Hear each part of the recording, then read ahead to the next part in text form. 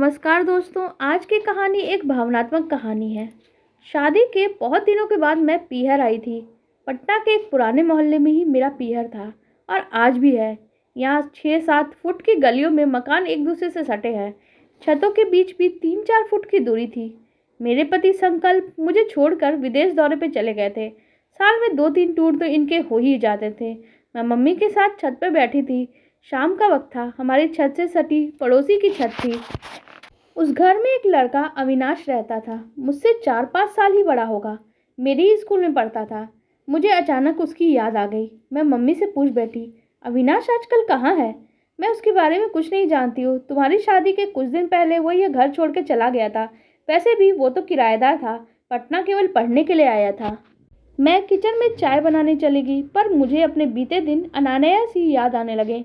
मन विचलित हो रहा था। किसी काम में मन नहीं लग रहा था। कप में चाय छान रही थी तो आधी कप में और आधी बाहर गिर रही थी। मन रह रह के अतीत के गलियारों में भटकने लगा था। खैर, मैं चाय बनाकर छत पर आ गई। ऊपर मम्मी पड़ोस वाली छत पर खड़ी आंटी से बातें कर रही थी। दोनों के बीच बस 3 फुट की दूरी थी। मैंने अपनी चाय आंटी को देते हुए कहा, आप दोनों पी लीजिए, मैं अपने लिए फिर से बना लूँगी।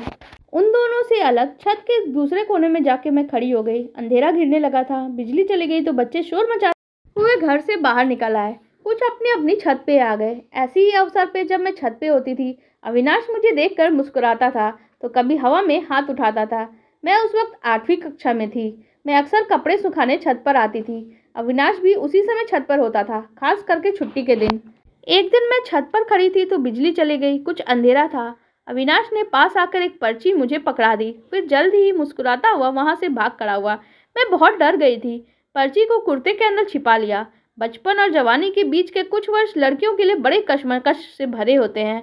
कभी मन उछलने कूदने को करता है तो कभी बाली उम्र से डर लगता है। ये उस समय का दौर होता है जब एक साथ जीवन बाल मन की तरफ भी बढ़ता है और जवानी की तरफ भी बढ़ रहा होता है। मैंने बाद में उस पर्ची को पढ़ा। लिखा था, दीपा, तुम मुस्कुराती हो तो बहुत सुंदर लगती हो। मुझे ये देखकर खुशी होती है। ऐसे ही समय बीत रहा था। मेरी दीदी की शादी थी।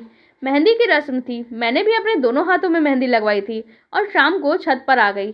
अविनाश भी अपनी छत पर था। उसने मुस्कुरा कर हाथ लहराया तो ना जाने मुझे क्या सूझा, मैंने भी अपने मेहंदी लगे हुए हाथ उठा दिए। उसने इशारों से रेलिंग के पास बुलाया तो मैं किसी आकर्षणवश बस खींची चली आई। उसने तुरंत मेरे हाथों को चूम लिया और मैं छिटक कर अलग हो गई। अविनाश को जब भी मौका मिलता वो चुपके से पर्ची थमा जाता। यूं ही मुस्कुराती रहो, पर्ची में अक्सर लिखा होता। मुझे अच्छा तो बहुत लगता था, पर ना तो मैंने कभी जवाब दिया, ना ही कोई इजहार किया। मैंने वैसे ही +2 के बाद कॉलेज ज्वाइन कर लिया था। एक दिन अचानक दीदी ने अपने ससुराल से कोई अच्छा रिश्ता मेरे लिए मम्मी पापा को सुझाया। मैं पढ़ना चाहती थी, पर सबने एक ही सुर में कहा, इतना अच्छा रिश्ता चल के अपने दरवाजे पे आया है, इस मौके को गंवाना नहीं चाहिए। तुम बाकी की पढ़ाई ससुराल में कर लेना। मेरी शादी की तैयारी चल रही थी। अविनाश ने एक पर्ची में मुझे किसी छोटे बच्चे के हाथ में भिजवा दिया, जिसमें लिखा था, शादी मुबारक हो, ससुराल में ऐसे ही मुस्कुराते रहना। पर अब शायद तुम्हारी शादी की मेहंदी लगे हाथ देखने का मौका मुझे ना मिले, इसका अफसोस रहेगा। मैं शादी के बाद ससुराल इंदौर आ गई। पति संकल्प अच्छे नेकदिल इंसान है, पर अपने काम में काफ़ी व्यस्त रहते थे। काम से फुर्सत मिलती तो क्रिकेट के शौकीन होने के चलते टीवी पे मैच देखते या फिर खुद बल्ला उठा के अपनी क्रिकेट क्लब में चले जाएंगे। वैसे इसके लिए मैंने कोई गिला शिकवा नहीं किया था। मम्मी की आवाज़ से मेरी तंद्रा टूटी। दीपा, कल पड़ोसी प्रदीप अंकल की बेटी मोहिनी की मेहंदी की रस्म है और लेडीज संगीत भी है। तुम तो उसे जानती हो, तुम्हारे स्कूल में थी, तुमसे 2 क्लास पीछे। तुम्हें खास करके बुलाया है। मोहिनी भी ने कहा था दीपा दी को जरूर साथ में लेके आना, तुम्हें चलना होगा। अगले दिन शाम को मैं मोहिनी के यहाँ गई। दोनों हाथों में कुहनियों तक मेहंदी लगवाई थी। शादी वाला घर होने के चलते वहाँ पे बहुत शोरगुल हो रहा था और म्यूजिक सिस्टम भी काफ़ी ज़ोर से बज रहा था। मैं ज़्यादा शोरगुल झेल नहीं पाई, इसलिए चली आई और अपनी छत पे गई तो मुझे अविनाश की याद आ गई। मैंने अचानक ही मेहंदी लगे हुए दोनों हाथों को हवा में लहरा दिया। पड़ोस में खड़ी आंटी ने अपनी छत से मुझे देखा और वो समझी कि मैंने उन्हें अपने हाथ दिखाए हैं। रेलिंग के पास आकर मुझे अपने पास बुलाया, फिर हाथ देखकर बोली, काफ़ी अच्छी लगी है मेहंदी, बहुत सुंदर लग रहा है, पूरा रंग चढ़ा है, दूल्हा तुम्हारा बहुत प्यार करता होगा। मैं शर्मा गई और अपने हाथ हटा लिए। रात में लैपटॉप पे ऑनलाइन थी। मैंने अप्रत्याशित अविनाश की फ्रेंड रिक्वेस्ट देखी और तत्काल एक्सेप्ट भी कर लिया। थोड़ी ही देर में उसका एक मैसेज आया, कैसी हो दीपा, तुम्हारी मुस्कुराहट बरकरार है ना? संकल्प को भी तुम्हारी मुस्कान बहुत अच्छी लगती होगी। मैं आश्चर्यचकित रह गई। इसे संकल्प के बारे में कैसे पता है? अतः मैंने पूछा, तुम उन्हें कैसे जानते हो? मैं दुबई में सेंट्रल स्कूल में टीचर हूँ। संकल्प यहाँ हमारे स्कूल में कंप्यूटर और वाईफाई सिस्टम लगाने आया था। बातों बातों में ही पता चला कि वो तुम्हारा पति है। उसने ही तुम्हारा व्हाट्सएप नंबर दिया है। खैर, तुम बताओ कैसे हो? बीवी बच्चे कैसे हैं? मैंने पूछा। पहले बीवी आ तो जाए, फिर बच्चे भी आ जाएंगे। तो अभी तक शादी नहीं की? नहीं, नहीं की, पर अब कर लूँगा। क्यों? हर क्यों का जवाब हो जरूरी है। वैसे भी एक बार तुम्हारी मुस्कुराहट देखने की इच्छा थी। खैर छोड़ो, और क्या हाल चाल है? पड़ोस में मेहंदी की रस्म गई थी। तब तो तुमने भी मेहंदी अपने हाथों में जरूर लगवाई होगी। हाँ।